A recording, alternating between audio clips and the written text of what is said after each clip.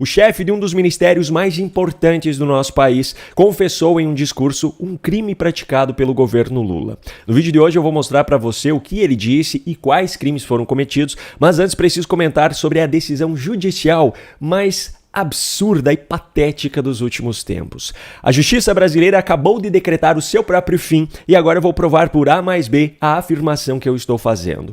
Você já deve ter visto a notícia de que Bruno Ayub, o monarque, foi condenado pela Justiça Federal a 1 ano e 2 meses de detenção e ainda a pagar mais uma indenização de R$50 mil pelo crime de injúria contra Flávio Dino, que hoje é ministro do STF, por tê-lo chamado de gordola, filho da P e alguns outros adjetivos desagradáveis em 2023, quando ele ainda era ministro da Justiça. Mas, por incrível que pareça, o grande absurdo não está na condenação por si só, mas no contexto em que ela está inserida. Primeiro, no dia 4 de junho de 2024, ao analisar a ação de queixa-crime apresentada por um deputado federal contra outro deputado, Flávio Dino, o mesmo Flávio Dino que se sentiu ofendido por ter sido chamado de gordola, afirmou que não considera que chamar alguém de nazista ou fascista possa configurar um crime de injúria, calúnia ou difamação. Eu considero que a palavra nazista, fascista, não possui o caráter de ofensa pessoal ao ponto de caracterizar calúnia, injúria e difamação. É uma corrente política estruturada na sociedade, no planeta. Basta examinar as eleições da Alemanha em curso, em que há um partido que é formado basicamente por herdeiros dessa corrente política.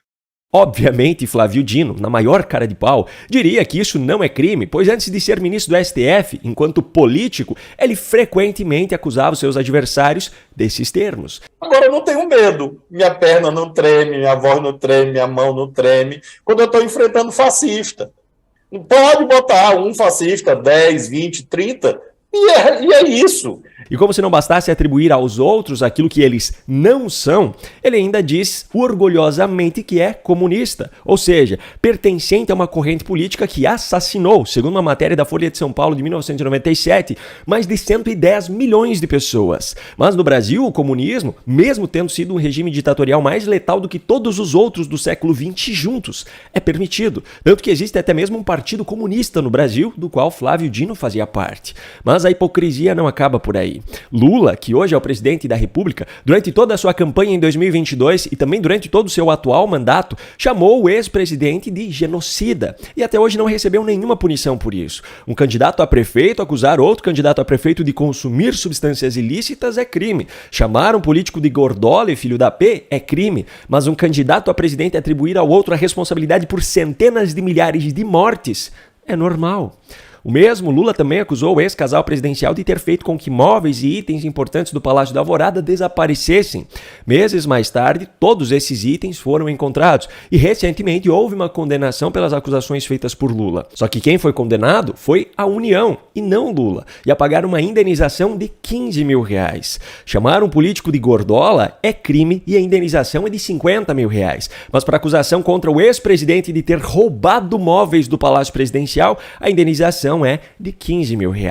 E tudo isso que eu falei até aqui poderia simplesmente ser desconsiderado, pois as afirmações feitas em junho de 2018 por uma das facetas de Alexandre de Moraes já resolveria a situação. Lembrando que Flávio Dino, na época das ofensas, era político ainda. Quem não quer ser criticado, quem não quer ser satirizado, fique em casa.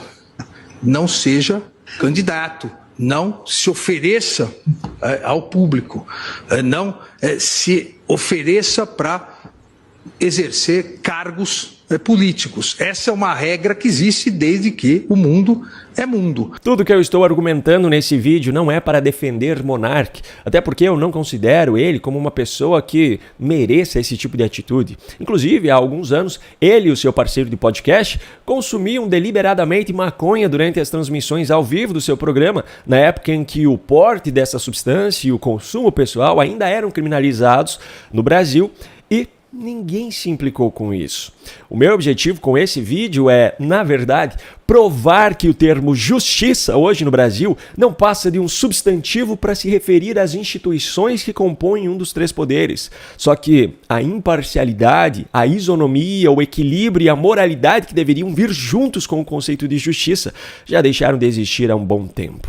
E antes de partir para o próximo assunto desse vídeo, eu quero lembrar você que aqui na descrição e também no comentário fixado, você encontrará o link para acessar o e-book 7 estratégias para vencer debates com militantes de esquerda, onde eu compartilho 7 maneiras diferentes para ajudar você a desmontar completamente os argumentos dessa ideologia doentia que está destruindo o Brasil. Se você não está assistindo a esse vídeo no canal Paulo Baltokoski no YouTube, ou se não encontrar os links que eu mencionei, basta digitar no seu navegador o link que está aparecendo na sua tela nesse momento. Vamos lá. O chefe de um dos ministérios mais importantes do nosso país confessou em um discurso um crime que foi praticado pelo governo Lula. Acompanhe aqui comigo. A Lei número 7.776, de 5 de janeiro de 1989, que define os crimes resultantes do preconceito de raça ou de cor, classifica como crime injuriar alguém, ofendendo-lhe a dignidade ou o decoro em razão de raça, cor, etnia ou procedência nacional. E também trata dos impedimentos ao acesso a cargos em empresas privadas ou instituições públicas, bem como o acesso aos serviços públicos, incluindo os das concessionárias de serviços públicos, e também a prática de obstar a promoção funcional. Ainda nessa mesma lei, em seu artigo 20, é classificado como racismo praticar, induzir ou incitar a discriminação ou preconceito de raça, cor, etnia, religião ou procedência nacional. Além disso, o próprio Supremo Tribunal Federal entende como crime o discurso de ódio contra judeus, da mesma forma contra islâmicos. Pois bem, agora preste muita atenção no que disse nessa terça-feira José Múcio, ministro da Defesa do governo Lula. A questão diplomática interfere na defesa. Houve agora uma concorrência, uma licitação, vencer os judeus, o povo de Israel. Mas por questão da guerra, do Hamas, os grupos políticos, nós estamos com essa licitação pronta, mas por questões ideológicas nós não podemos aprovar.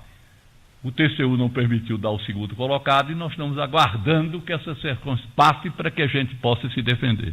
Não, você não ouviu errado. Ele disse que os judeus venceram a licitação e que, por questões ideológicas, o governo Lula não aprovou o resultado. Vencer os judeus, mas por questões ideológicas nós não podemos aprovar. Mesmo que essa fala não se enquadre em nenhum dos artigos que eu citei anteriormente, isso aqui é antissemitismo escancarado. Fica claro pela forma como o ministro disse que a decisão do governo Lula foi tomada com base em uma ideologia preconceituosa e criminosa. E para piorar ainda mais a situação, os integrantes desse governo antissemita, confesso, são os mesmos que atribuem desenfreadamente um suposto neonazismo aos seus opositores políticos. Eu até finalizaria o vídeo dizendo, mais uma vez, enfim, a hipocrisia. Mas parece que essa expressão já não é mais suficiente para descrever a atitude dessas pessoas. Um grande abraço e até a próxima.